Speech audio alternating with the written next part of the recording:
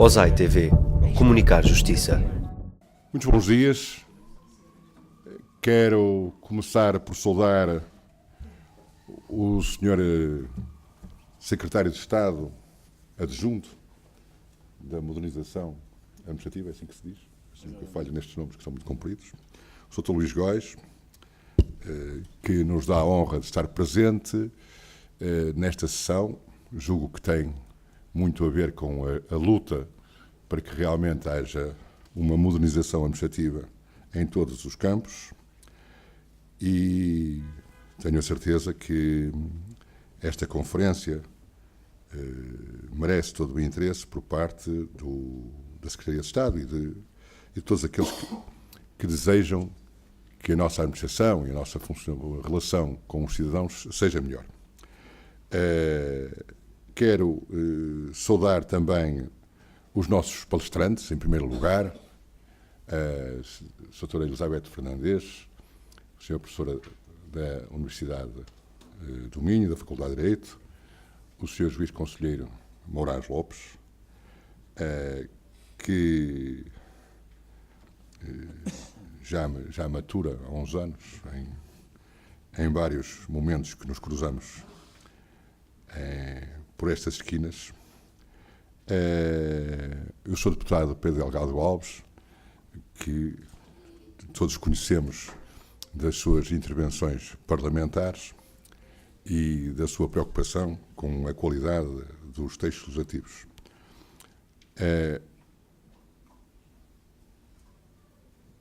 A razão desta conferência, ou as razões que levam a esta conferência, tenho que confessar que tiveram muito a ver com uma constatação, é de que os textos dos documentos que nós usamos, nomeadamente na Ordem dos Senadores de Execução, e que fornecemos aos nossos colegas, em especial os de execução, que precisam de uma revisão geral em termos da qualidade do seu português e, principalmente,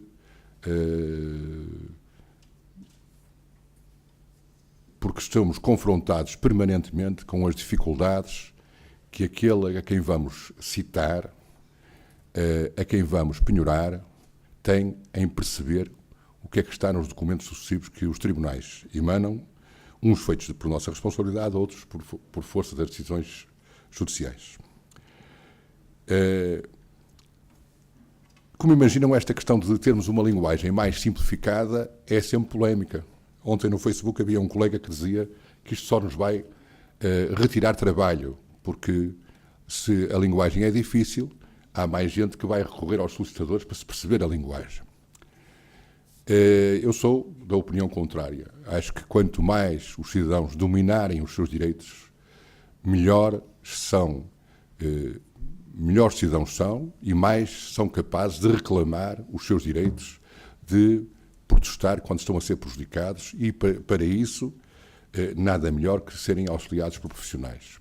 Ao perceberem, ao compreenderem, estão a usar todos, e podem usar, todos os argumentos, todas as armas que lhes estão à sua disposição. E muitas vezes é exatamente por não saberem, por não dominarem, que não as usam e não recorrem a quem necessita. Mas um agente de execução é uma das principais vítimas desta má linguagem, porque quando vai ter com um executado, especialmente, ou quando vai citar alguém numa ação declarativa e não consegue explicar devidamente o que é que está ali em causa, não sabe usar a linguagem correta, vai ter imensos problemas. E quando vai, por exemplo, executar um despejo ou fazer uma penhora e a pessoa não foi bem citada, não percebeu o que se passava, é nesses momentos que o agente de execução sofre reações muito violentas. Porque a explicação correta, uma boa citação, palavra que, por exemplo, nós devíamos questionar se deve existir quando vamos falar com as pessoas, porque isto é, como sabem, um termo que tem um impacto jurídico enorme, mas que o cidadão comum não percebe nada do que é que significa ser citado, ser notificado. Mas a má citação dá origem a problemas enormes. Isto já para não falar no que acontece quando o Tribunal dos Direitos humanos vem dizer que o processo, ao fim de não sei quantos anos, é nulo porque a citação foi mal efetuada. É perante isso que nós achamos que era importante intervirmos e fazermos o nosso esforço, pequenino esforço, para que a linguagem, seja a que usamos cá dentro, seja de todos, possa ser melhor e que possa ter uma intervenção mais eficaz. É também por isso que tivemos este atrevimento de convidar várias entidades a estarem aqui conosco. Eu quero agradecer desde já a presença do Sr. Vice-Presidente do Conselho Geral de Ordens de Advogados, Dr. Rui Paulo Casimiro, do Sr. Vice-Presidente da Ordem dos Revisores Oficiais de Contas, Dr. Miguel Guerra Henriques, do Sr. Presidente do Conselho Nacional da Ordem dos Enfermeiros, Dr. Serafim Rebelo, que são representantes das ordens profissionais que manifestaram interesse em estar presente nesta sessão.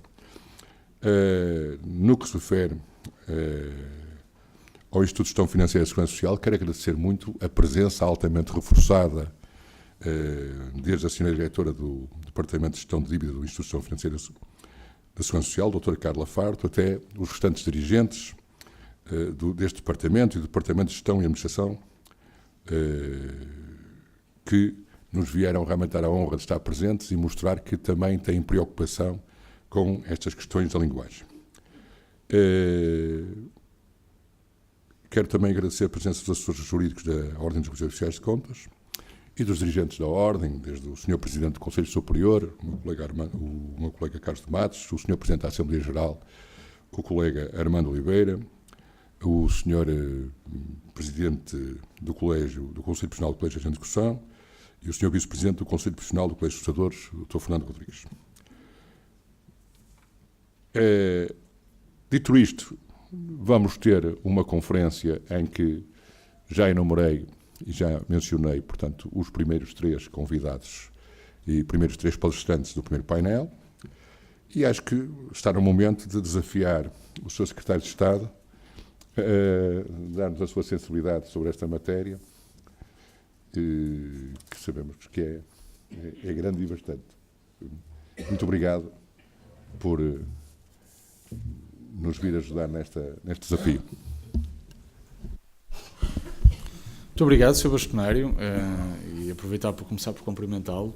Cumprimentá-lo não apenas pelo convite que me fez para estar aqui presente, enquanto Secretário de Estado, mas também pela oportunidade de voltar a esta casa que é minha e onde me sinto sempre bem, onde vejo caras conhecidas, grandes amigos, velhos amigos, e portanto, obrigado por essa oportunidade de regressar aqui, de estar aqui hoje, nesta manhã convosco.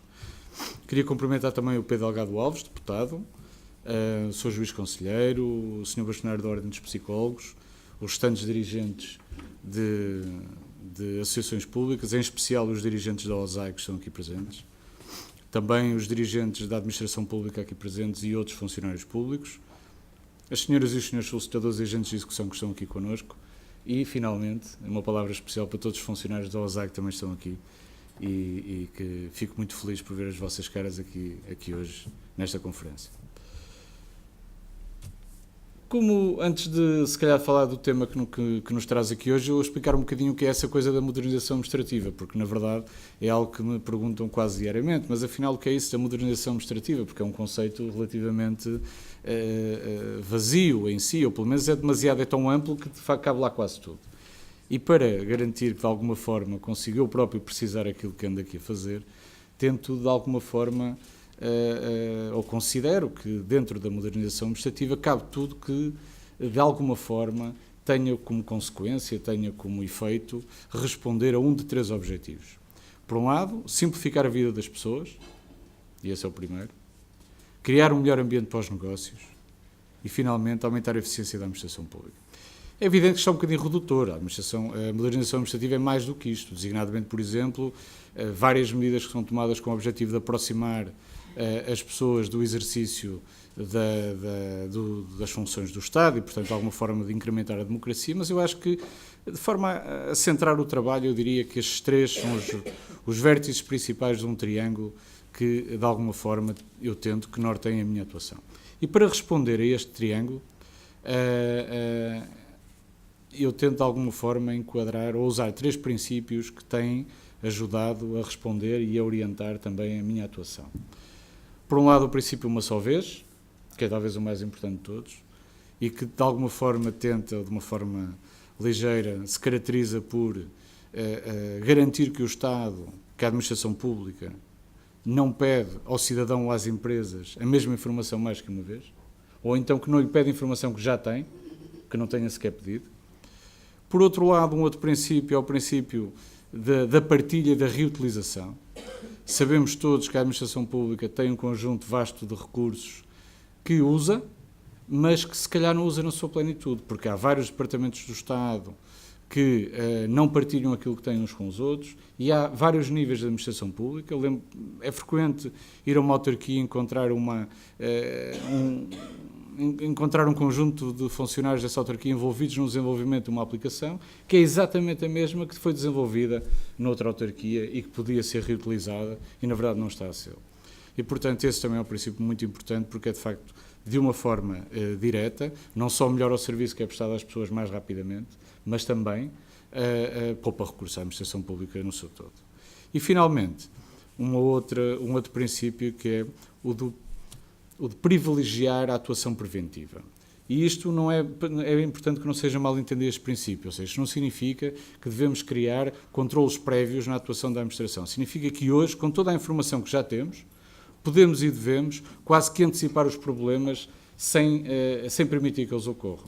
Ainda esta semana eu estive em Coimbra, na aceleradora de empresas do Instituto Pedro Nunes, e contavam que uma empresa que residente, essa aceleradora, desenvolveu um projeto que permite antecipar quando é que os caminhões, os autocarros da companhia de transportes de Coimbra, quando é que eles vão ter avarias. Portanto, o projeto foi desenvolvido com esse objetivo, antecipar as avarias. Com base na informação, neste momento o projeto é essencialmente dirigido às empresas de caminhonagem, mas começou exatamente com os transportes públicos de Coimbra. E passava por um problema muito, muito simples, que era o problema de... o grande problema que, segundo eles detectaram no diálogo com o responsável pelos serviços de transportes públicos de Coimbra, não era tanto saber porque é que os autocarros se atrasavam, ou garantir que se conseguia prever quando é que eles chegavam, mas, segundo o próprio, era antecipar quando é que eles avariavam. Eles foram estudar o problema e conseguiram, de facto, com toda a informação das centralinas dos veículos, com ela toda trabalhada com sistemas preditivos de inteligência artificial, começaram a conseguir antecipar quando é que determinada peça iria avariar antes disso acontecer. E, portanto, usar as paragens programadas para substituir as peças em vez de levar os veículos à reparação posterior. E, no fundo, é isto também que deve ser feito na administração pública, ou seja, é tentar antecipar os problemas antes que eles ocorram e, dessa forma, programar melhor aquilo que fazemos. E é isso que tem sido feito, por exemplo, nos projetos que são agora inovadores e que já estão 19 em curso, que casam a academia com a administração pública, usando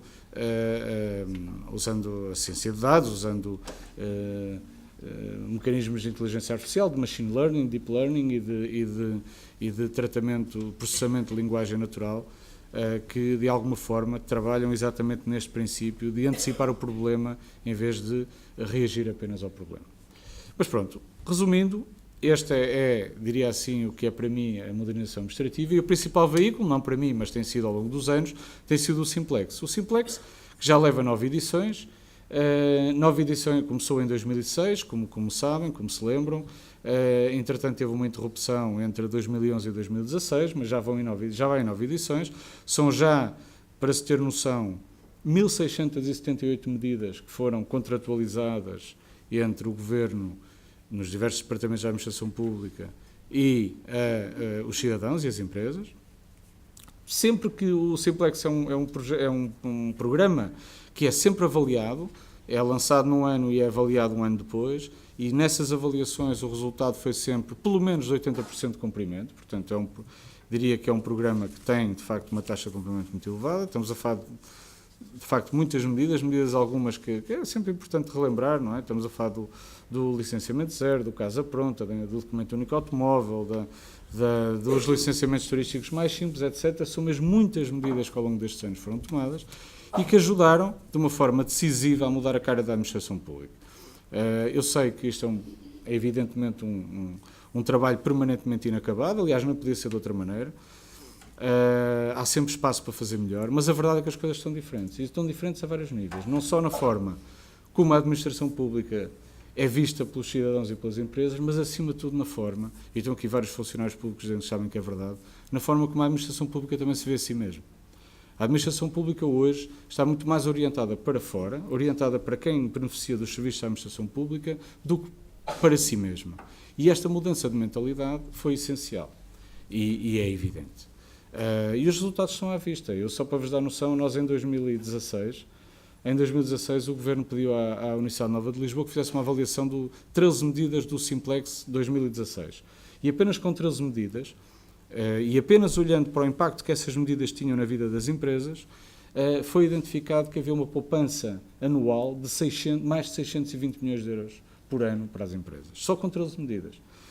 E tinha um impacto na economia superior a 1.000 milhões de euros. Portanto, isto são coisas que têm, de facto, impacto. E têm impacto também para a administração pública.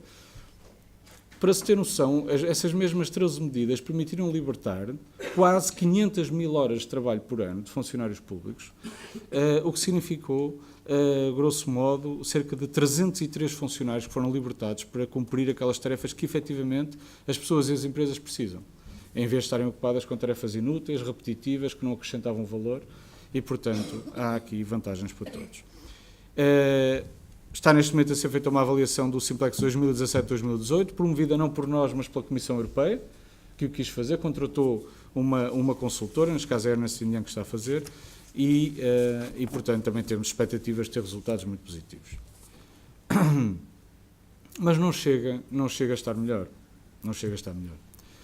Na verdade, um dos aspectos essenciais da modernização administrativa é também o aspecto da comunicação, não só do que está melhor, mas a garantia de que o cidadão e as empresas também se sentem confortáveis no relacionamento com a administração pública. Sentem que a administração pública não é hostil, que a administração pública é como deve ser, aliás, a amiga do cidadão, amiga das empresas, próxima do cidadão, próxima das empresas.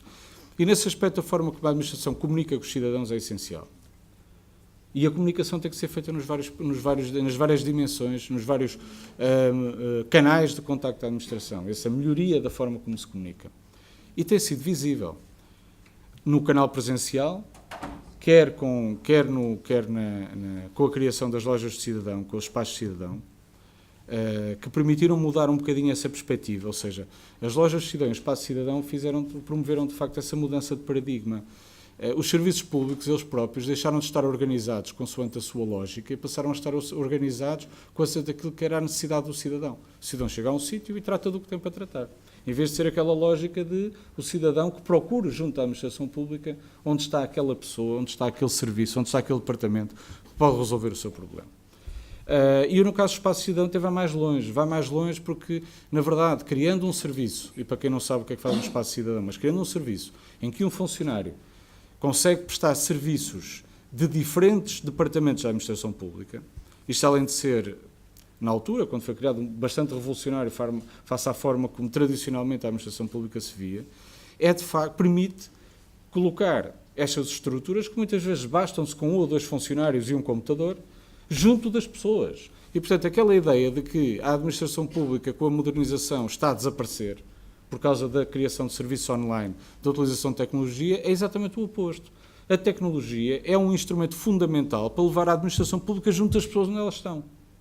Junto das pessoas. E porquê? Porque, de facto, hoje em dia, um funcionário consegue prestar serviços que antes não conseguiria, porque não tinha conhecimentos especializados suficientes para esse efeito. Os resultados são à vista, as pessoas usam, de facto, estes serviços. Só para terem noção, em 2018, houve mais de 9 milhões e meio de atendimentos em lojas de cidadão. Em 2018, houve mais de 1 milhão e 200 atendimentos em espaços de cidadão e, portanto, estamos a falar de números colossais que demonstram bem a procura que estes serviços têm. O mesmo se passa no atendimento telefónico. Também é essencial que seja próximo e capaz de responder aos problemas das pessoas. É o caso da linha SNS 24, a antiga linha de saúde 24. Só em 2018 atendeu mais de 1 milhão de pessoas. Estamos a falar de médicos, enfermeiros, psicólogos que operam nesta linha e que teve um crescimento, desde que foi reformulada, de cerca de mais de 30%.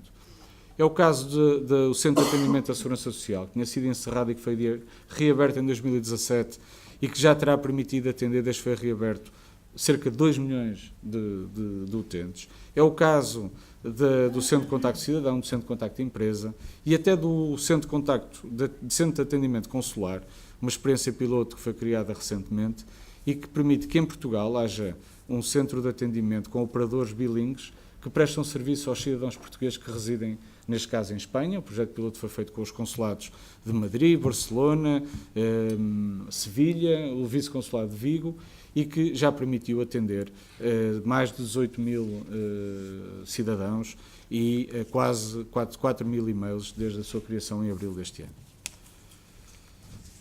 E para finalizar, especificamente sobre o que nos traz aqui hoje, os serviços online. Os serviços online, de facto, têm sido essenciais, porque, de facto, permitem hoje responder àquela que é a necessidade de toda a gente ter os serviços públicos à distância de um telemóvel ou de um computador. E têm sido muitos os serviços que têm sido disponibilizados. Mas aquilo que também detectamos é que, apesar de terem sido muitos, a sua taxa de utilização é ainda muito reduzida. E uma das razões porque esta taxa de utilização é muito reduzida tem a ver com a forma como se comunica também no meio online. Ou seja, hoje falamos aqui da linguagem da justiça, e a linguagem não é apenas da justiça, a linguagem é dos juristas em geral.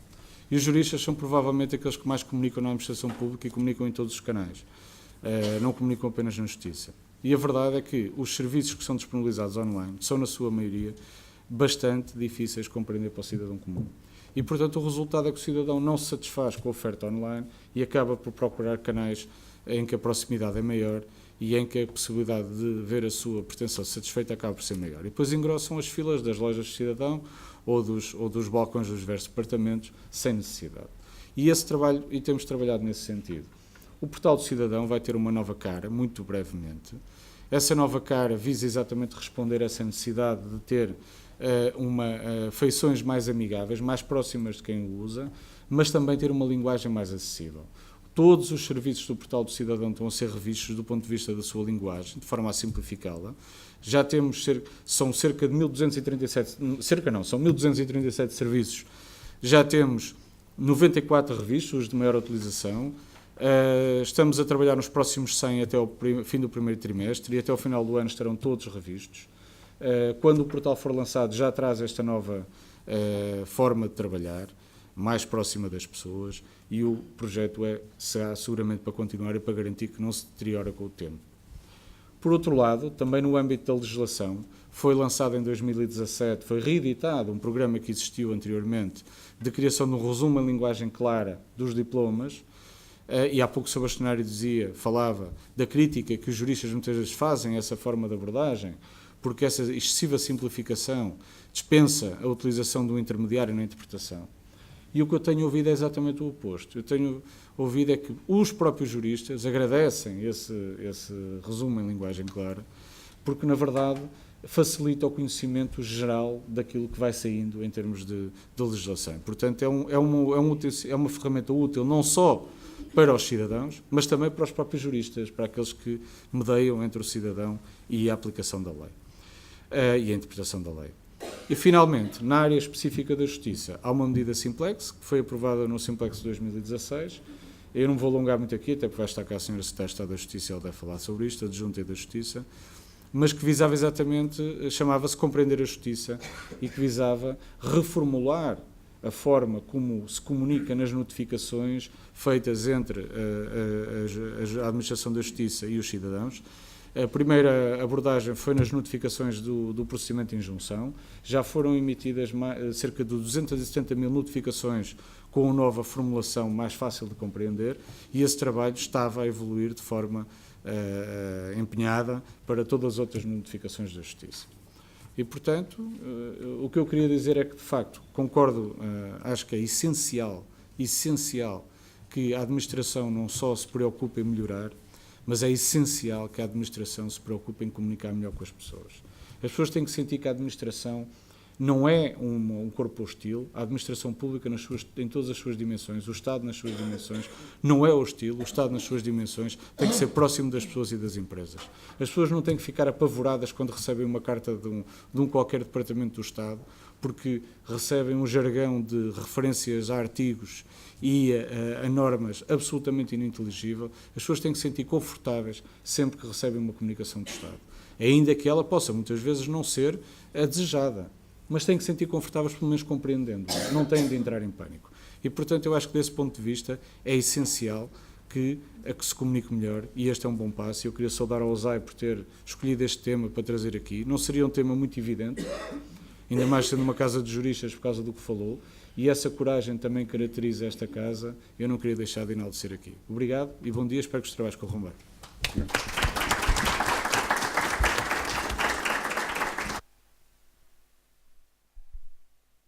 Ora bem, antes de dar a palavra e de sermos substituídos aqui nesta mesa pelos próximos conferencistas, quero pedir muita desculpa ao Sr. Bastonário da Ordem dos Psicólogos, o Sr. Professor Francisco Miranda Rodrigues, que não o mencionei nos meus cumprimentos, ainda por cima porque é uma das pessoas que eu confesso que tenho mais curiosidade em ouvir durante estas palestras, porque é o único que não está ligado diretamente às artes jurídicas e, portanto, vai nos colocar, assim, não digo propriamente no divã, mas vai ajudar-nos a pensarmos um bocadinho sobre como ver esta questão da linguagem jurídica com outros olhos, que não tenham os vícios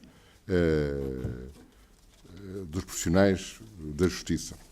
Quero também saudar a presença do Sr. Subdiretor-Geral da Direção-Geral da Política da Justiça, o Dr. Renato Gonçalves, particular amigo e que me dá sempre muito prazer vê-lo nestas nossas iniciativas, com a doutora Tânia Piantino, também da Direção-Geral, mas que eu saúdo, nomeadamente porque é um homem que me põe sempre a sentir-me com grandes complexos de inferioridade pela capacidade de conhecimento da legislação toda e da rapidez com que nos sintetiza o que é importante quando estamos a discutir qualquer aspecto da alteração legislativa. E de certeza que devo estar a falhar mais alguém, nomeadamente o Sr. Presidente Regional de Lisboa, o Sr. Presidente da Delegação Distrital também, mas desde já peço desculpa, agradeço a todos a presença e ao Sr. Cais, que não estou a falhar a Cais, o Dra. Rita. Vamos passar para a frente, que senão depois não temos tempo para nada, portanto vamos ser substituídos pelo Dr. Rui Simão, que fará a moderação, a Sra. Professora Elizabeth Fernandes, o Sr. Juiz Conselheiro Manuel Lopes e o Sr. Deputado Pedro Delgado. Muito obrigado.